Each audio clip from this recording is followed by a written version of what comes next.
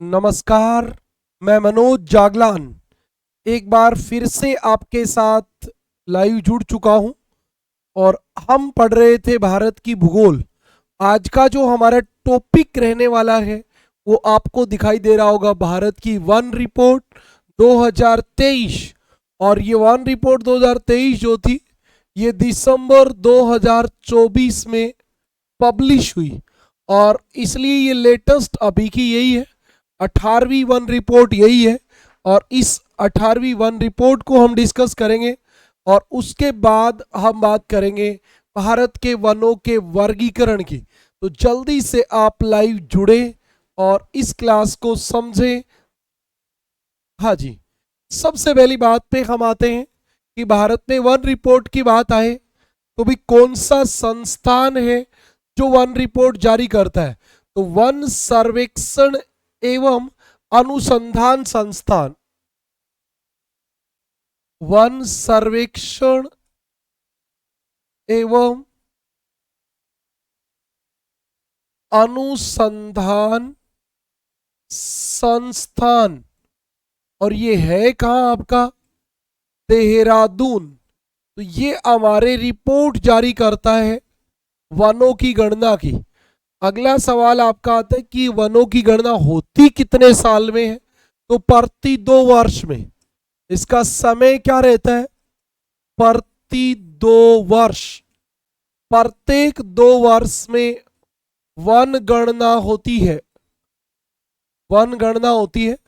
आजकल ये सैटेलाइट से होती है, उपग्रह से होती है, इसलिए एग्जैक्ट डाटा आते हैं। ओके, प्रथम वन गणना कब हुई थी भी? प्रथम वन गणना जो आपकी हुई थी वो हुई थी 1987 में। प्रथम वन गणना 1987 में हुई। और अभी नवीनतम कब हुई? तो नवीनतम वन गणना 2023 में। और जो 2023 में आपकी वनगणना हुई वो 18वीं वनगणना थी। 18वीं वनगणना थी 2023 में जो हुई वो 18वीं वनगणना थी। और 1987 पे आपको किसी प्रकार का डाउट हो तो आप मुझे बता सकते हैं। एक मैं आपको बताता हूं, एक और बात होती है फॉरेस्ट पॉलिसी, वन नीति। वन नीति का मतलब होता है कि आप पेड़ों को कैसे बचाओगे, ये सब फॉरेस्ट पॉलिसी जो हम बनाते हैं। तो देश की पहली फॉरेस्ट पॉलिसी जो है वो 1894 में बनी। प्रथम वन नीति। प्रथम वन नीति मतलब उस समय भी पेड़ों को बचाने के लिए गाइडलाइन जारी हो चुकी थी, सरकार ने नीतियां बनानी शुरू कर दी थी उस समय की। उसके बाद आपके 1952 में वन नीति जारी हुई जो स्वतंत्रता के बाद आपकी सबसे पहली थी। और अभी जो सबसे इंपॉर्टेंट रही इसके बाद वो 1988 की वन नीति। अच्छा, इस 1988 की वन नीति में जो सबसे इंपॉर्टेंट बात थी वो ये थी कि इसमें कंडीशन लगाई गई, कुल भौगोलिक क्षेत्र, कुल भौगोलिक क्षेत्र के कितने प्रतिशत भाग पे वन होने चाहिए? 33। कुल भौगोलिक क्षेत्र के 33% भाग पे वन होने चाहिए। मैदान, मैदान के 20% भाग पे वन होने चाहिए। और पर्वतों के 60% भाग पर वन होने चाहिए। आपसे पूछ लिया जाए पारिस्थितिकी संतुलन के लिए किसी क्षेत्र के कितने प्रतिशत भाग पर वन होने चाहिए, तो आपका आंसर आएगा 33। पर्वतों के कितने प्रतिशत भाग पर वन होने चाहिए? तो पर्वतों के आपके आंसर आएगा 60। और मैदानों के कितने प्रतिशत भाग पे वन होने चाहिए? 20%।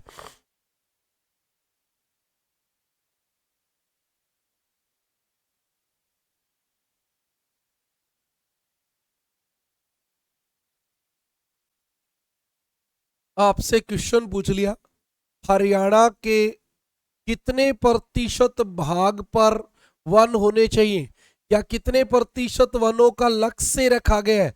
तो 20 का, क्योंकि हम मैदानी भाग में, राजस्थान भी मैदानी भाग में है, तो राजस्थान में भी 20% भाग पे वन होने चाहिए।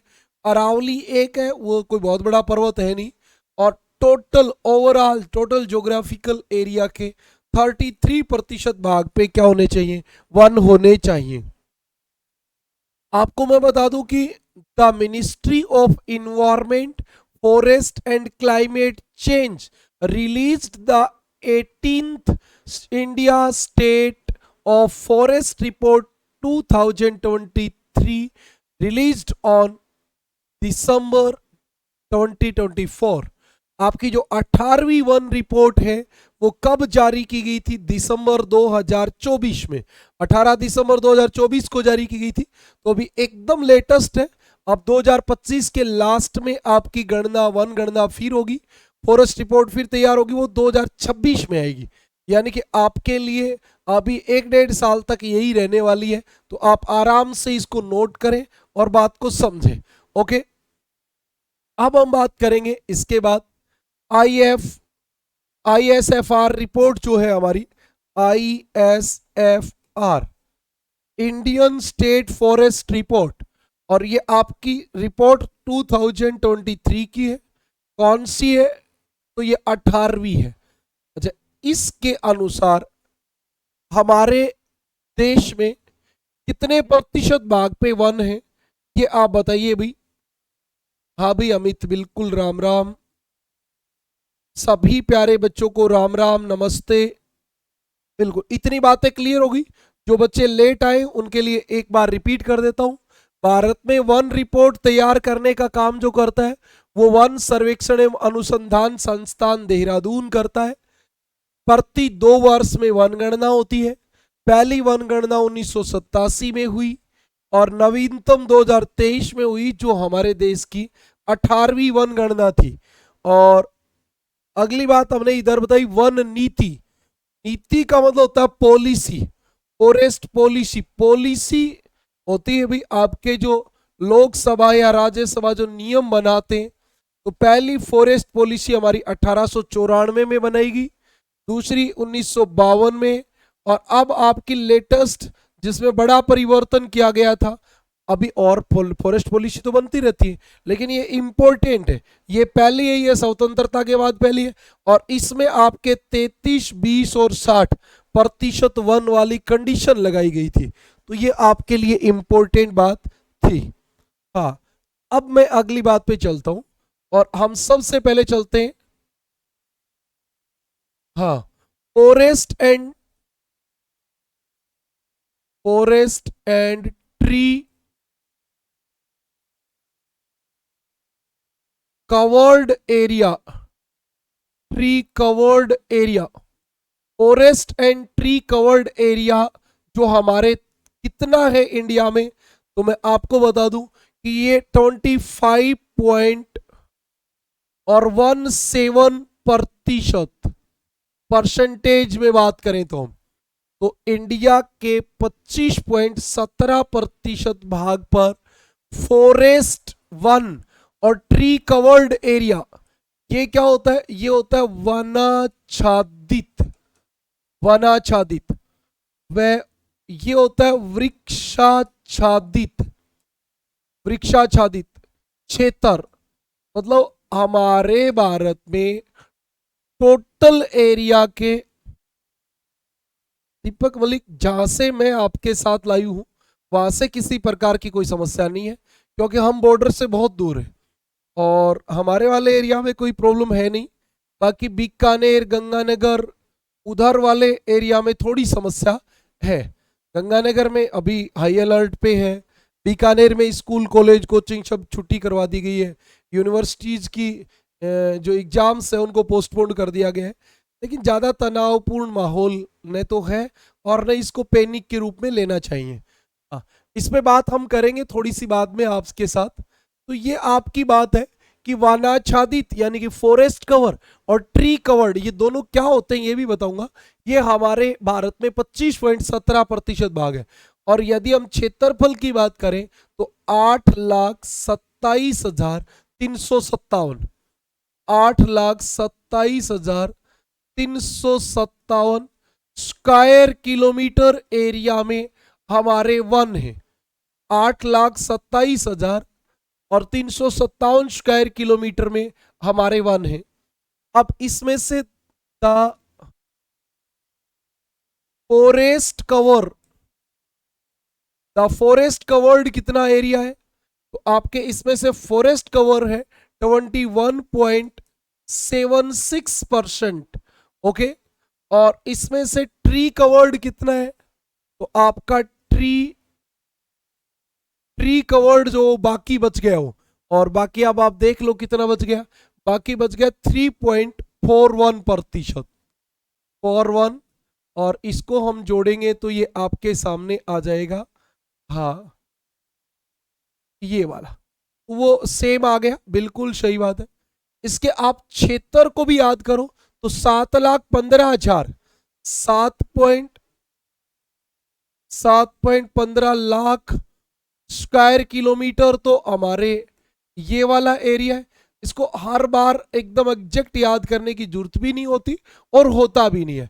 और 1.12 लाख, 1.12 लाख स्क्वायर किलोमीटर आपके ट्री कवर्ड एरिया है। हाँ, अगली बात हमारे ये होती कि भारत में कितने प्रतिशत भाग पे वन होने चाहिए, 33 पे, क्योंकि हमारे पर्वत भी है, पठार भी है, मैदान भी है, सब कुछ है, तो 33% भाग पे वन होने चाहिए, लेकिन है नहीं। इसका मतलब पारिस्थितिकी रूप से हमारे यहाँ असंतुलन है। इतनी बातें आपके क्लियर हैं तो आप मुझे जल्दी से कमेंट कर दें, फिर मैं आपको अगली बात पे लेके चलूंगा।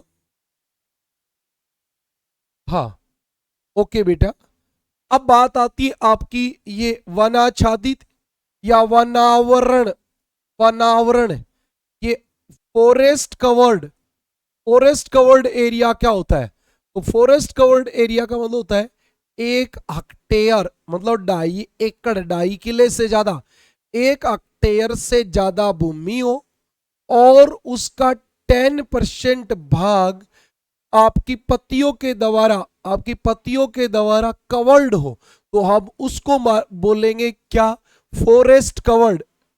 1 हेक्टेयर से ज्यादा क्षेत्र हो, उसका 10% कैनोपी, कैनोपी समझते हो ना, मोबाइल की सिम बेचने वाले लगाते हैं, कैनोपी डेंसिटी हो, यानी कि ट्री की जो पत्तियां होती हैं उनसे कवर्ड एरिया हो, उसको हम क्या कहेंगे, उसको हम कहेंगे वनाच्छादित।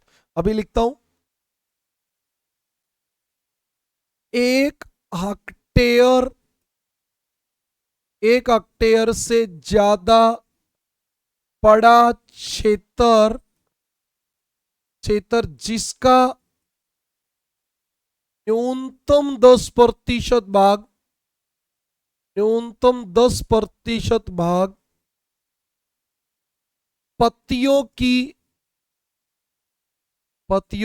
कैनोपी द्वारा, कैनोपी द्वारा कवर्ड हो, कवर्ड, कवर्ड का मतलब ढका हुआ हो, ये वाली बात होती है, उसको हम क्या बोलेंगे, उसको हम बोलेंगे वनावरण। और फिर आपका एक शब्द आता है वृक्षावरण, इसको आप बोलोगे ट्री कवर्ड एरिया, टीसी। ये आपका क्या होता है, ट्री कवर्ड। ट्री कवर्ड क्या होता है, तो ट्री कवर्ड का मतलब होता है अभिलेखित, अभिलेखित वन क्षेत्र, वन क्षेत्र से बाहर का भाग, मतलब जो सरकार की या ऊपर वाले वन में आ गया, उस वन क्षेत्र से बाहर का भाग है ना, जिसका क्या होगा, अभिलेखित वन क्षेत्र के बाहर का भाग, जिसका आकार,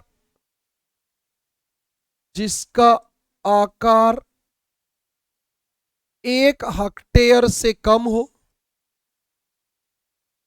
1 हेक्टेयर से कम हो, मतलब आपने कहीं से फोटो खींची सैटेलाइट से और 1 हेक्टेयर से छोटा एरिया कवर्ड है ऊपर से पत्तियों से, 1 हेक्टेयर से छोटा है तब उसको आप कहोगे वृक्षावरण। 1 हेक्टेयर से बड़ा है और उसका जितना एरिया है उसका 10% भाग पत्तियों से गिरा है तो हम उसको कहेंगे फॉरेस्ट कवर्ड।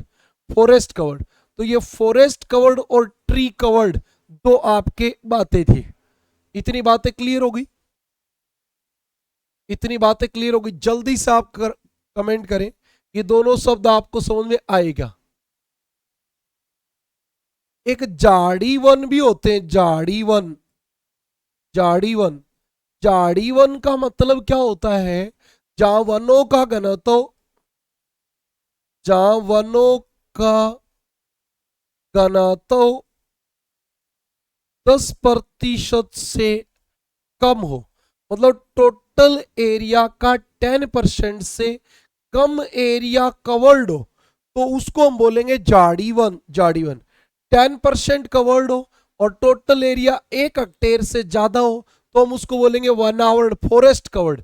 और जब 10% कवर्ड तो हो लेकिन टोटल एरिया 1 हेक्टेयर से कम हो तब हम उसको बोलेंगे वृक्षावर्ण, tree covered. Tree covered area. ये सब बातें हम डिस्कस कर रहे हैं। आप जल्दी से मुझे बताएं कि इतनी बातें आपको समझ में आ गई या नहीं आई? आ गई भाई, कुछ बच्चे कह रहे हैं सर आ गई। तो फिर हम अगली बात पे चलते हैं। अगली बात हमारी ये है कि हमारे इंडिया में ट्री कवर्ड और फॉरेस्ट कवर्ड एरिया इंक्रीज हुआ है। इंक्रीज हुआ है, increase in forest covered and tree covered area। Forest covered और ट्री कवर्ड एरिया जो है हमारा वो क्या हुआ है? इंक्रीज हुआ है।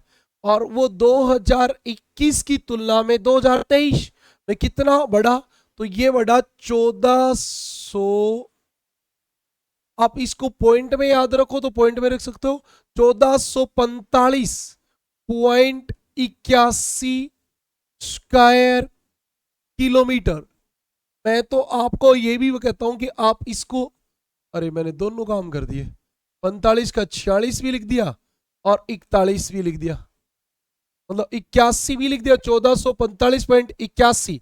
अब मैंने इसका 46 भी कर दिया और 81 भी लिख दिया, ऐसे नहीं, दोनों काम नहीं करने।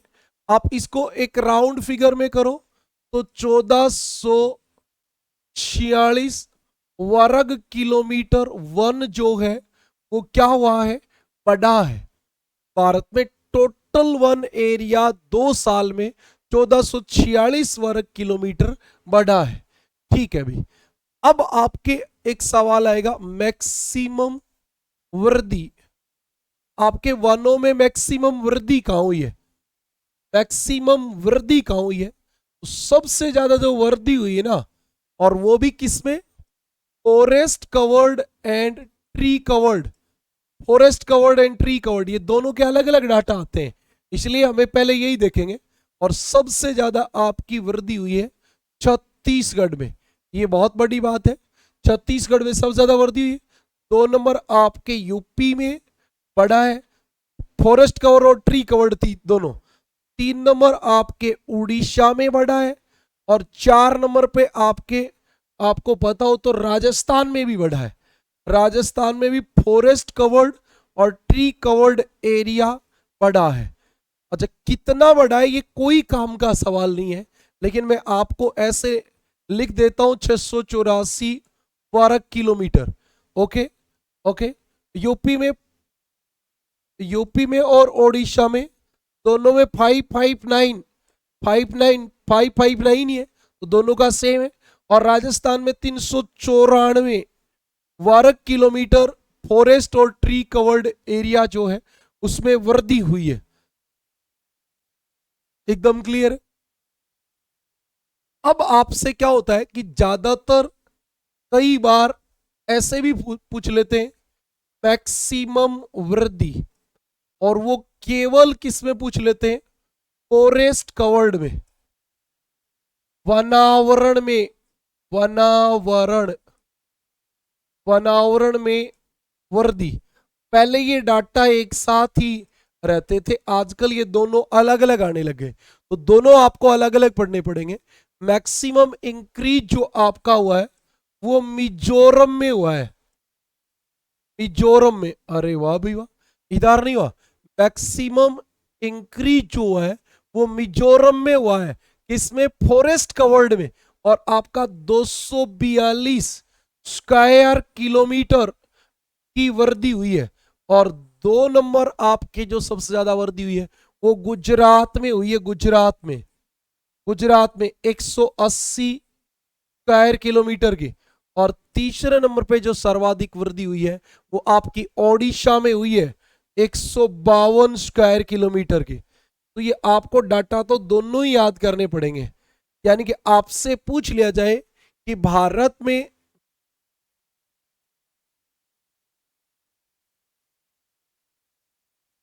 बेटा, ये तो आप सोनिया सर से ही पूछेंगे तो ज्यादा सही रहेगा, सुनील सर से पूछ लेना आप। मेरे पास इंफॉर्मेशन नहीं होती इनकी। मैं आपको राजस्थान की कोई भी भर्ती है उसकी पूरी इंफॉर्मेशन दे सकता हूँ, सेंट्रल कोई एग्जाम है उसकी इंफॉर्मेशन दे सकता हूँ, और हरियाणा से रिलेटेड एग्जाम जो होती है, मैं बेसिकली हरियाणा का हूँ, आज भी सारा काम है, लेकिन वहाँ मैंने कभी कोचिंग में पढ़ाया नहीं, है ना। तो फिर मुझे वहाँ की वास्तविक नॉलेज है नहीं, और मैं मेरी तरफ से जोड़ तोड़ के कभी कोई बात बताता नहीं हूँ। ये मेरा नियम मान लो, या मैं एथिक हूँ इतना, ये बात भी आप समझे।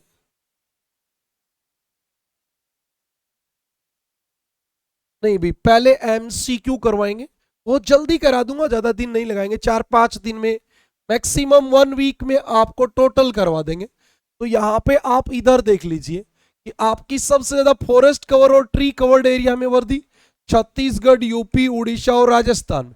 और केवल फॉरेस्ट कवर्ड की जब बात आए तो मिजोरम, गुजरात और उड़ीसा। तो आपको ये भी देखना है कि इसमें गुजरात में भी वृद्धि हुई है, इस वाले एरिया में से उस वाले एरिया में डिफरेंस है।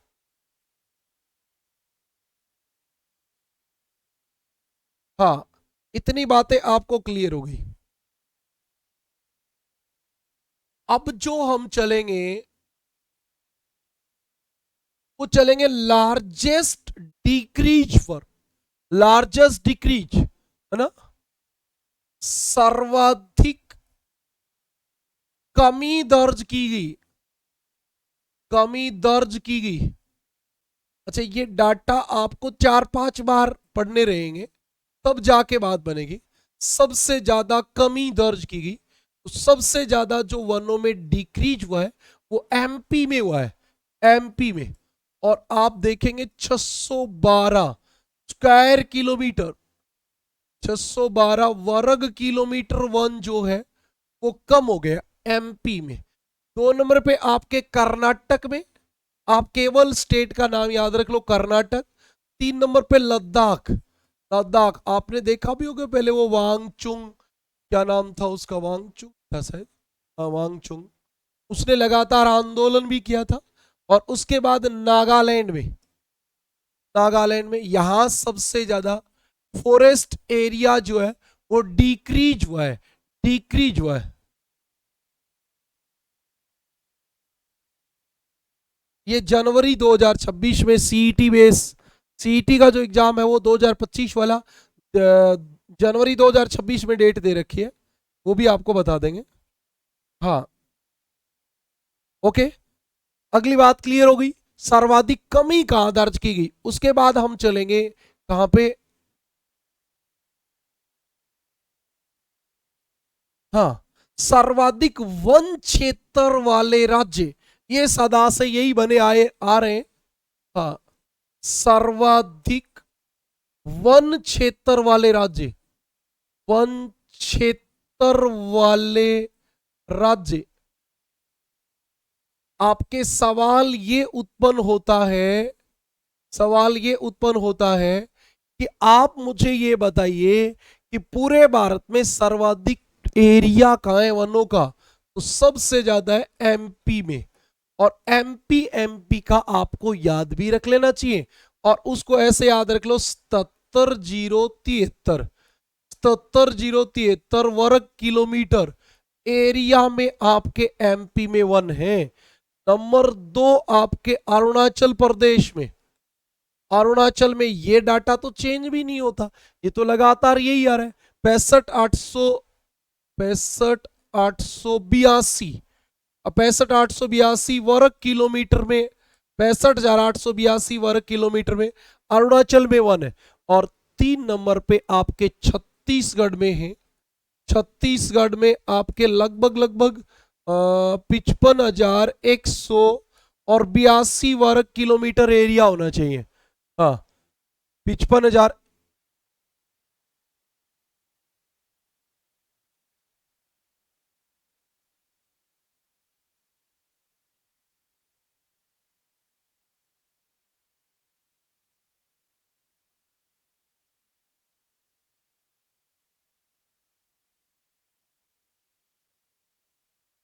हाँ, फिक्स होता है भी इधर। बिल्कुल ममता बताएंगे, आज की क्लास के लास्ट में आपको बताएंगे इस विषय में, नेट के एग्जाम की बात ही बता देंगे। अगली बात पे चलें। इसके बाद भारत में सर्वाधिक वन क्षेत्र मध्य प्रदेश में, सदा से आप पढ़ते आ रहे हो, बड़ा राज्य है, ज्यादा एरिया में वन है। हाँ जी, अरुणाचल प्रदेश में 2 नंबर पे वन ज्यादा है क्योंकि पहाड़ी एरिया है, और छत्तीसगढ़ में 3 नंबर पे वन ज्यादा है। ये आपकी बात है। अब इसके बाद एक क्वेश्चन और आता है, और वो क्वेश्चन क्या आता है, वो आता है प्रतिशत में सर्वाधिक वन। अच्छा, वो इसके नीचे ही लिख दें तो ज्यादा सही रहे। प्रतिशत में सर्वाधिक वन, प्रतिशत में सर्वाधिक वन। भाई चलो, ये तो टोटल एरिया की बात है, लेकिन प्रतिशत में सर्वाधिक वन कहाँ आएंगे? नहीं भाई, हम अगले वाले पेज पे लिखेंगे, नहीं बैठेगा सिस्टम, फिर ये पीडीएफ कोई प्रिंट निकालना चाहे तो नहीं निकलेगा। प्रतिशत में सर्वाधिक वन, इसका मतलब क्या होता है? जो स्टेट छोटा होगा, जो स्टेट छोटा होगा वहां तो थोड़े ही वन होंगे, जो बड़ा होगा वहीं ज्यादा होंगे, तो कॉमनली बात है, तो फिर उसकी वैल्यू नहीं रहती। प्रतिशत में सबसे ज्यादा वन है लक्षद्वीप में, लक्षद्वीप में, लक्षद्वीप 91.33%। याद रखना, लक्षद्वीप में साक्षरता भी ज्यादा है, केंद्र शासित प्रदेशों में वन भी ज्यादा है, मुस्लिम जनसंख्या भी ज्यादा है। हाँ, वैसे क्षेत्रफल केवल 32 वर्ग किलोमीटर, जनसंख्या कोई 64,000 के आसपास है, बस ये बात भी याद रखना है। 2 नंबर पे मिजोरम, मिजोरम 85.34%। और 3 नंबर पे हमारे सर्वाधिक वन है अंडमान निकोबार में। अंडमान निकोबार बीच की गणना में 1-2 बार ये प्रतिशत में बाहर चला गया था, अब वापिस तीसरे नंबर पे आ गया, और 81.62% वन है यहाँ। ठीक है जी। अब मैं आपको एक बात और बताऊंगा, भारत में 75% से अधिक क्षेत्रफल पर वनों वाले राज्य, आपको पता है ये कितने राज्य हैं? 8 राज्य व यूटीज हैं। ये हमेशा दोनों चीज जुड़ के आएंगी, राज्य और यूटीज।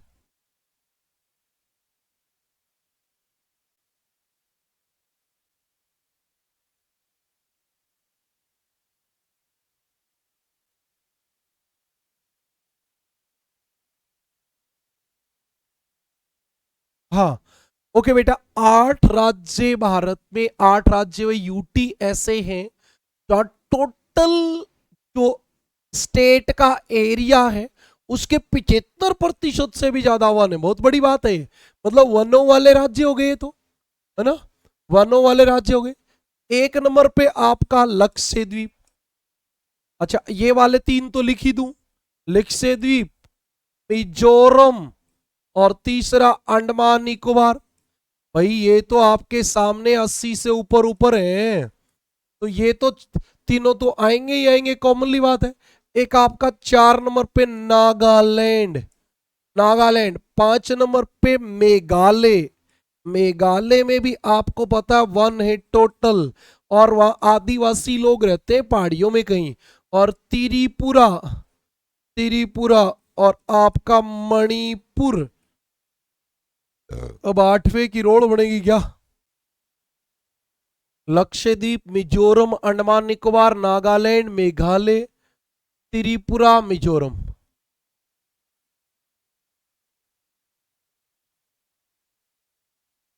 नहीं बनी, बच गया अरुणाचल। ये हमें पता ही है, अरुणाचल में भी 75 से ज्यादा 1 है। अरुणाचल में भी तो 1 ज्यादा है। देखो आप एरिया में भी इतना बड़ा तो स्टेट ही नहीं है, वहां पे भी 1 ज्यादा है। तो अरुणाचल भारत में, भारत में 75% से अधिक वन क्षेत्र वाले राज्य 8 राज्य व यूटी है। ओके, एक बात और लिखेंगे अब यहां पे हम, नोट, नोट क्या लिखेंगे? भारत में 19 राज्य व यूटी ऐसे हैं जहां के 33% से अधिक क्षेत्र पर वन पाए जाते, अधिक क्षेत्र पर वन पाए जाते हैं। इनके नाम नहीं लिखने, केवल संख्या याद रखनी है कि भारत में ऐसे कितने राज्य हैं जहां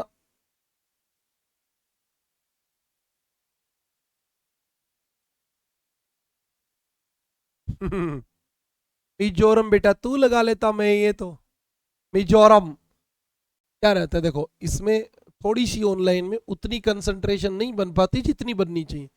एक तो क्या होता है, ये थोड़ा जल्दी लिख देता है, फिर कैमरा देखना होता है, आवाज भी देखनी होती है, कमेंट भी देखने होते हैं, तो थोड़ा सा डिस्टर्बेंस तो रहता है। ये बहुत सारी चीजों को मैनेज करके रखना रहता है, इसलिए एक आध अक्सर रह जाता है। हाँ हाँ हाँ, अगली बात पे चलें इसके बाद, बताओ आप इसके बाद अगली बात पे चलें तो।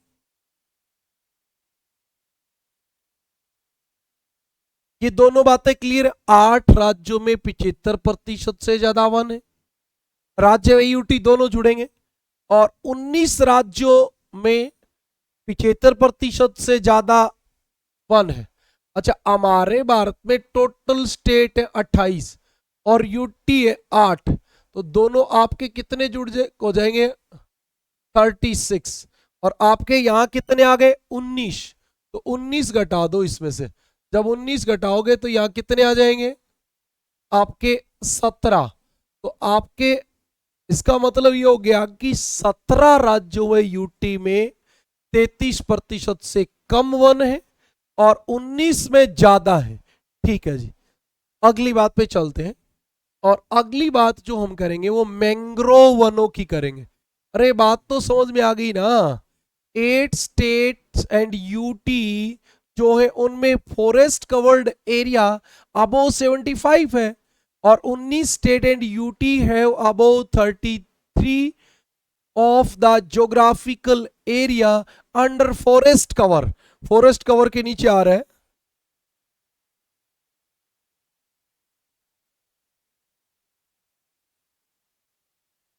हाँ जी, हम अगली बात पे चलेंगे अब, मैंग्रोव वन।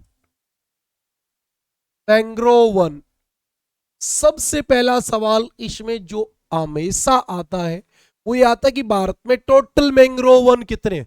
तो आप ऐसे याद रख लो, 5000 से 8 किलोमीटर कम, 5000 से 8 किलोमीटर कम, 4992 वर्ग किलोमीटर मैंग्रोव, 5000 से 8 किलोमीटर कम।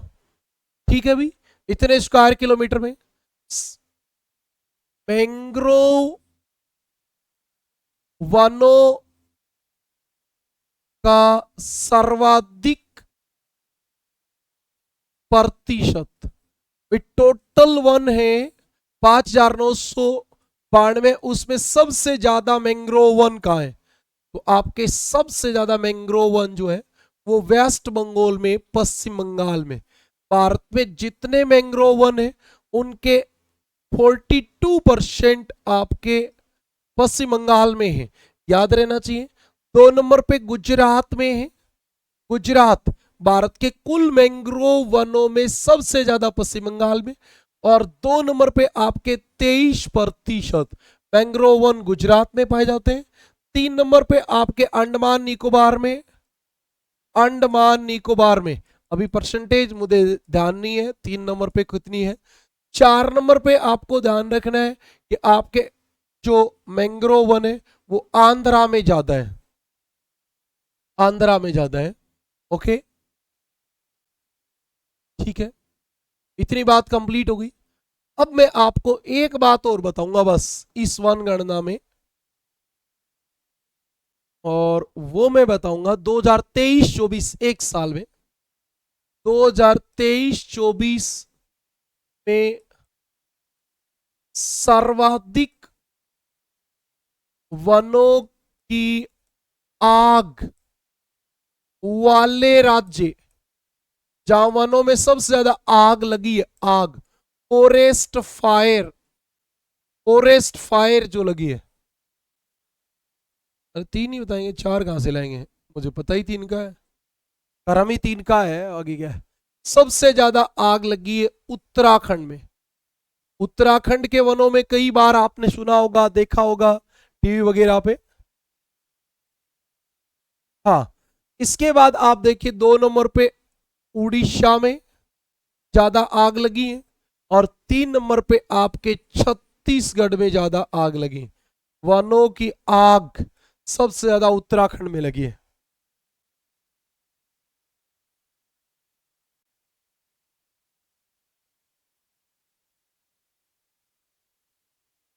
बताओ, फिर हो गई क्या?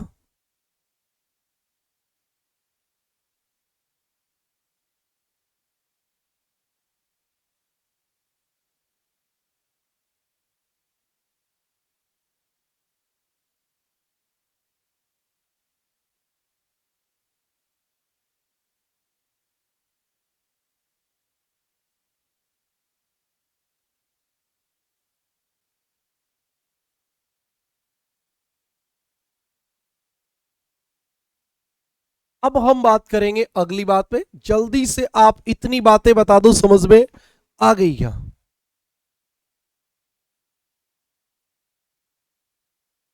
हाँ, यूएसए वाली का पता है तो यहाँ वाले का भी पता होना चाहिए। जब गर्मी होती है नेचुरली टेम्परेचर बढ़ता है, तो कई जगह तो हमारे उत्तराखंड में तो कहीं से फैलती है। हाँ, बाकी क्या होता है नेचुरली भी लग जाती है। नेचुरली जैसे टेम्परेचर 40, 50, 52 तक हो गया, तो वहां जो 52 डिग्री हवा का हो गया, तो धरातल का 70, 80 डिग्री हो जाएगा। वहां सूखा पत्ता, सूखा घास फूस है, तो वो अपने आप आग पकड़ जाता है, जिसको नेचुरल आग कहते हैं। नेचुरल जो हमारी फॉरेस्ट फायर होती है वो वाली होती है। हाँ, इतनी बातें आपको क्लियर है, तो फिर हम चलते हैं अगली बात पे। और अब हम जो बात करेंगे वो करेंगे प्राकृतिक वनस्पति, प्राकृतिक वनस्पति या वनों की। प्राकृतिक वनस्पति या वनों की बात करेंगे। तो प्राकृतिक वनस्पति का मतलब होता है वह पौधा समुदाय जो लंबे समय तक बिना मानवीय हस्तक्षेप के रहता है।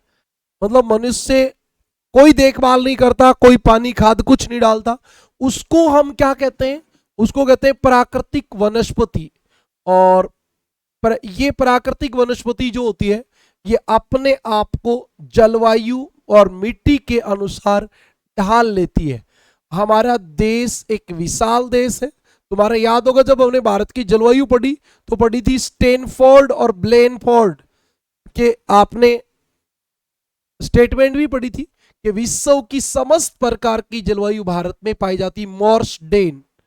और विश्व में जलवायु की इतनी भिन्नताएं नहीं है जितनी अकेले भारत में ब्लेनफोर्ड। तो वो जलवायु से ही आपकी क्या निर्धारित होती है? वनस्पति। अरे आपको यहां से केरल ले जाया जाए, और आपने केरल के बारे में कभी नहीं पढ़ा, लेकिन आप वनस्पति देख के नहीं बता दोगे वहां तापमान कितना है, बारिश कितनी होती है, सब बातें बता दोगे।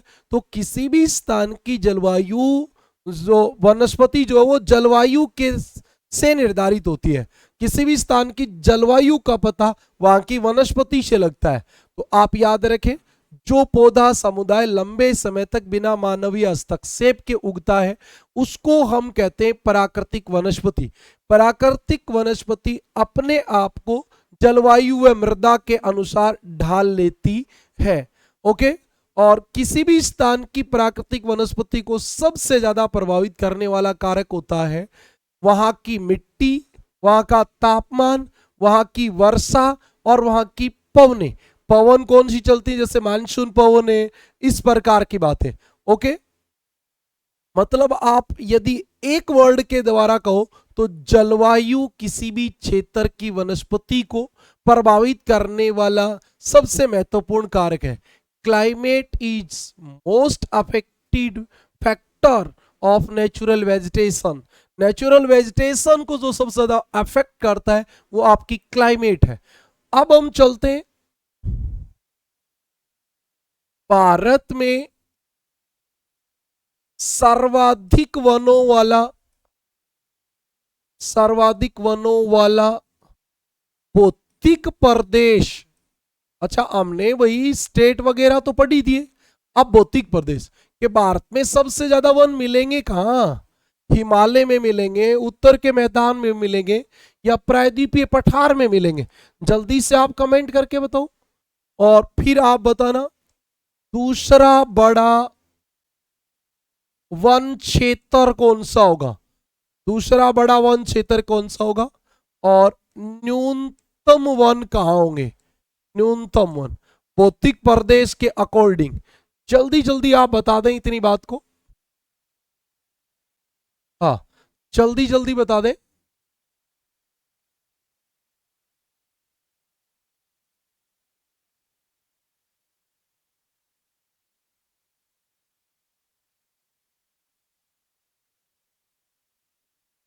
मैं ही बताऊं?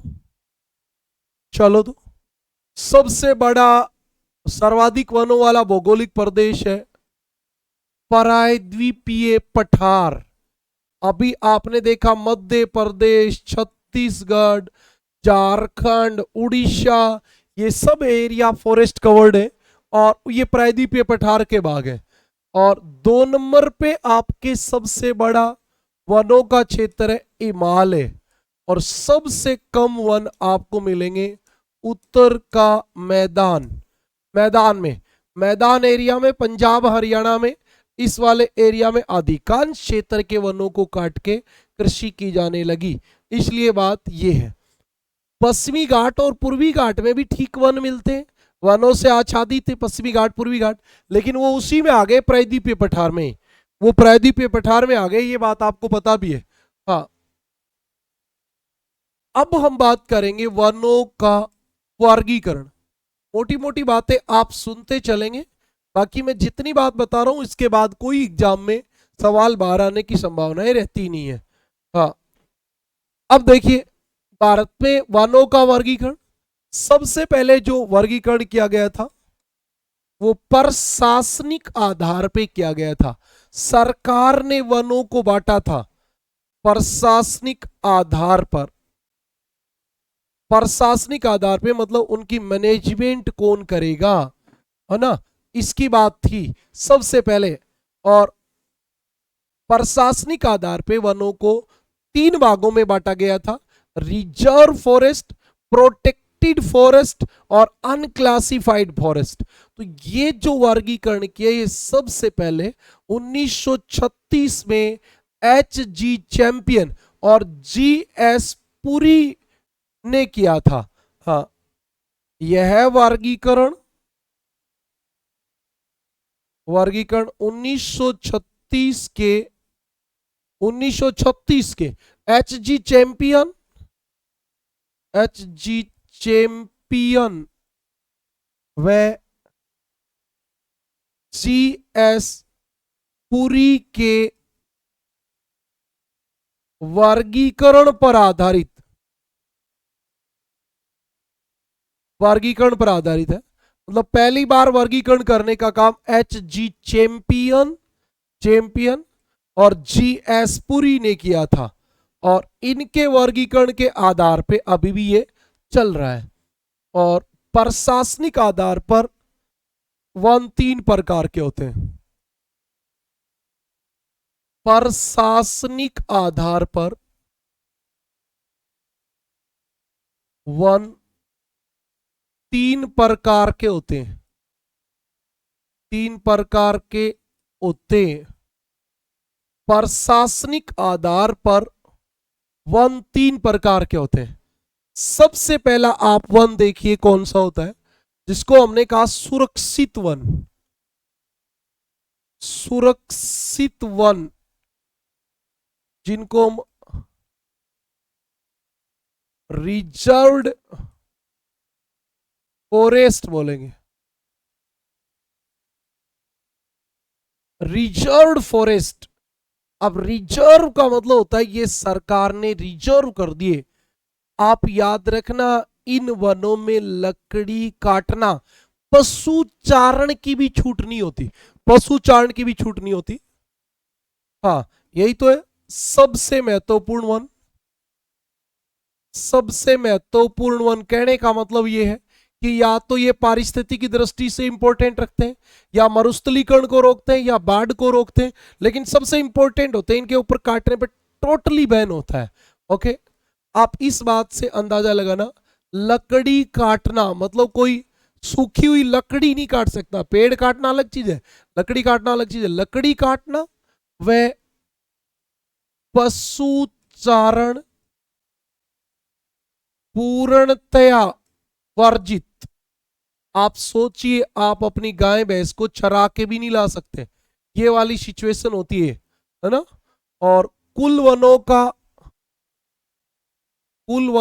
1/2 भाग, भारत में कुल वन जो है उनका 1/2 भाग इन वनों के अंतर्गत आता है।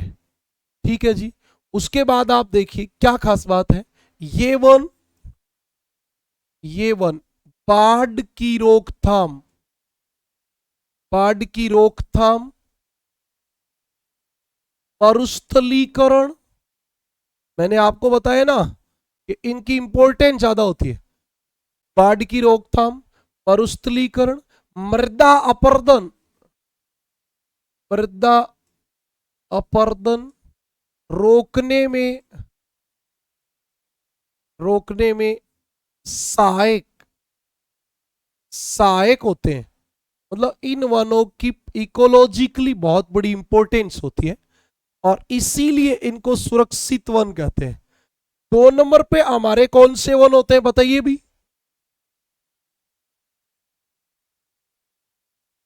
2 नंबर पे होते हैं संरक्षित। संरक्षित, ये हिंदी वाला शब्द होता है ना, ये तो पजल्ड सा ही नाम होता है। संरक्षित one, protected,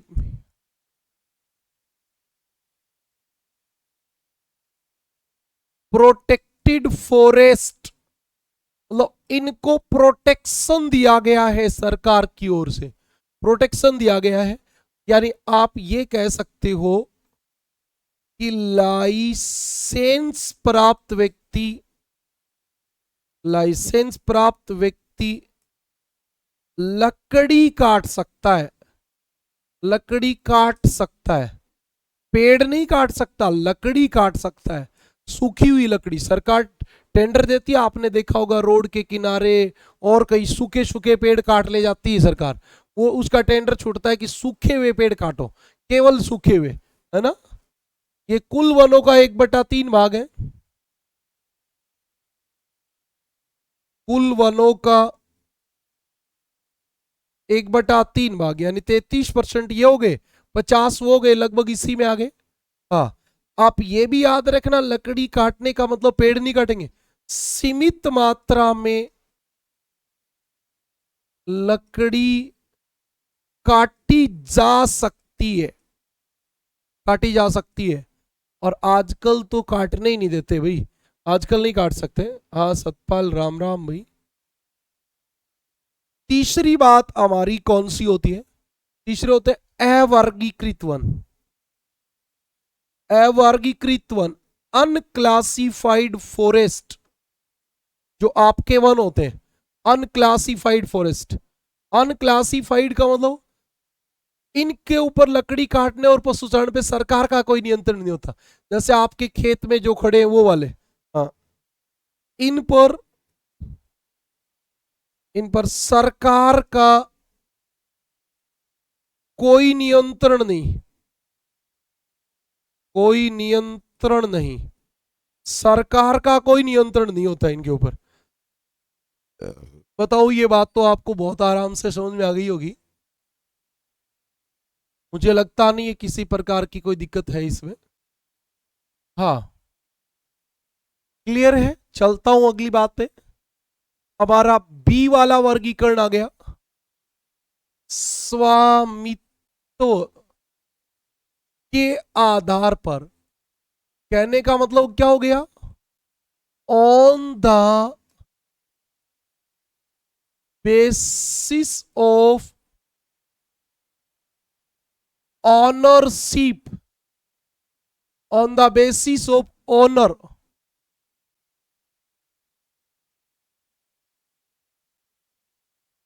ownership, ownership, ownership के आधार पे वन, ऑनरशिप के आधार पे वन थ्री टाइप्स के होते हैं। फर्स्ट होते हैं राजकीय वन, राजकीय वन। अच्छा, इनको इंग्लिश में बोलेंगे स्टेट फॉरेस्ट। स्टेट, आपको शायद पता भी होगा, ये स्टेट वर्ड जो होता है ना, ये देश के लिए भी उपयोग हो जाता है और किसी राज्य के लिए भी। 2 नंबर पे होते हैं सामुदायिक, सामुदायिक वन। अच्छा, सामुदायिक होता है कम्युनिटी, और ये हमारे हरियाणा में कई बार इंग्लिश में करेक्शन करने के लिए आ जाता है। कम्युनिटी, कम्युनिटी की स्पेलिंग क्या होती है अभी? COMM होता है क्या? MUNITY। अच्छा, आप कमेटी की स्पेलिंग और लिखो, किस किस को आती है कमेटी की? कमेटी, कॉमेटी, कॉमेटी की स्पेलिंग क्या होगी? जल्दी लिखे। सामुदायिक वन।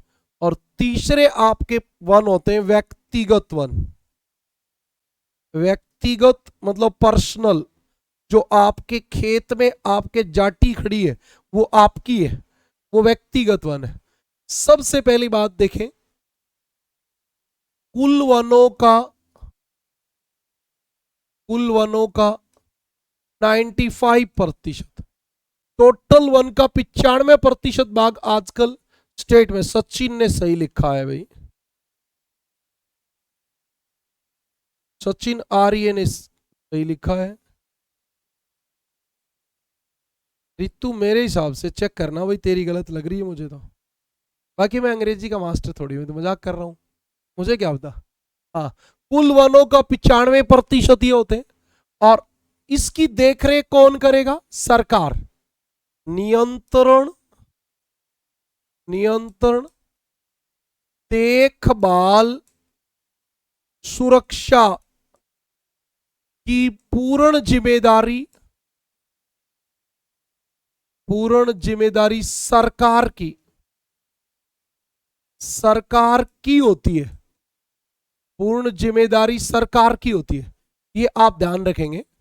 और इसमें इसका मालिक कौन होता है? इसका कौन होता है? कुल वनों का, कुल वनों का 3%।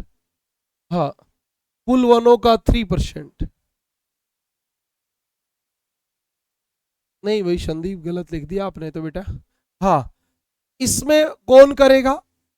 ग्राम पंचायत, ग्राम पंचायत व नगर पालिका, नगर पालिका के देखरेख, देखरेख वाले वन, ये वाले वन ये होते हैं।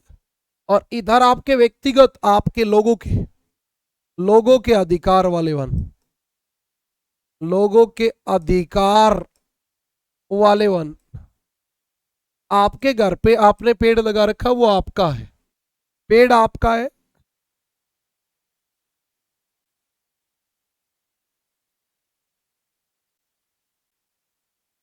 हाँ रितु, अब की बार सही है, तो तेरी पहले वाली सही थोड़ी थी। पहले वाली में मुझे एक ई लग रही है, और मेरे हिसाब से ई जो आती है वो दो आती है। हाँ, अब यहां आपको एक प्रकार के वन और कराऊंगा, वृक्षों की पत्ती के आधार पर वर्गीकरण। वृक्षों की पत्ती के आधार पर वर्गीकरण। वृक्षों की पत्ती के आधार पर वर्गीकरण बड़ा इंपॉर्टेंट है, एक बार पेपर में आया था, सब चारों खाने चित गए, क्योंकि उन्होंने सोचा ही नहीं था ऐसा ऐसा भी होता है क्या। एक तो होते हैं चौड़ी पत्ती वाले वन, चौड़ी पत्ती वाले वन, और एक होते हैं नुकीली पत्ती वाले वन। बताओ भारत में कौन से होंगे, भारत में कौन से होंगे। तो आपको एक बात का पता होना चाहिए कि ये जो आपके भारत में है ना, कुल वनों का 94% है, कुल वनों का 94%, बस कुल वनों का 6%।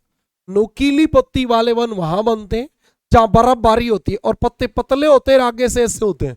चौड़ी पत्ती वाले आपने कोई पीपल है, और है शीशम है, इनके सब के सहतूत है, लेसवा है, और है, इनके पत्ते चौड़े होते हैं। मानसूनी वन, पतझड़ वन, ये सब आपके इसी में चौड़ी पत्ती वाले वन होते हैं। तो भारत में कौन से वन मिलते हैं, चौड़ी पत्ती वाले वन। और अब हम जो बात करेंगे इसके बाद, वो हम करेंगे डी, भौगोलिक, भौगोलिक वर्गीकरण। और आपका भौगोलिक वर्गीकरण जो होता है वो किसके आधार पे होता है, तो ज्योग्राफिकल बेसिस पे आधार पे होता है ना। इसमें तापमान, वर्षा, मिट्टी, जलवायु के आधार पे, जैसे आपने नाम सुना होगा उष्ण कटिबंधीय सदाबहार वन, उष्ण कटिबंधीय सदाबहार वन, tropical evergreen forest, tropical deciduous forest, सब ट्रॉपिकल फॉरेस्ट, ये सब।